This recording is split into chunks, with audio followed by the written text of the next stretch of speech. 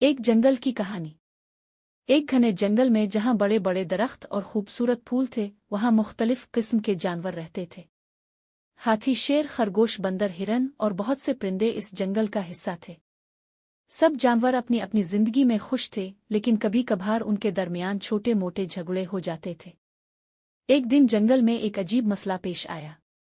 جنگل کے درمیان ایک بڑا درخت تھا جس کے پھل سب جانوروں کو بہت پسند تھے۔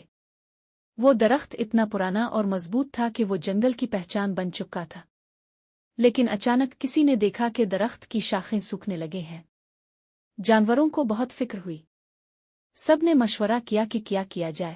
ہاتھی نے کہا، ہمیں پانی جمع کرنا چاہیے اور درخت کی جڑوں کو روز پانی دینا چاہیے۔ بندر نے مشورہ دیا، ہم درخت کی صفائی کریں گے تاکہ کوئی کیڑا اسے نقصان نہ پہنچا سکے۔ خرگوش نے کہا، ہم سب مل کر دعا کریں گے کہ یہ درخت دوبارہ ہرا ہو جائے۔ سب جانوروں نے مل کر کام شروع کر دیا۔ ہاتھی اور ہرن پانی لاتے، بندر درخت کی صفائی کرتے اور پرندے درخت پر بیٹھ کر خوبصورت گانے گاتے۔ دن رات کی محنت کے بعد درخت نے دوبارہ ہریالی پکڑ لی اور اس پر رنگ برنگے پھل آ گئے۔ جانور بہت خوش ہوئے اور انہوں نے ایک جشن منایا۔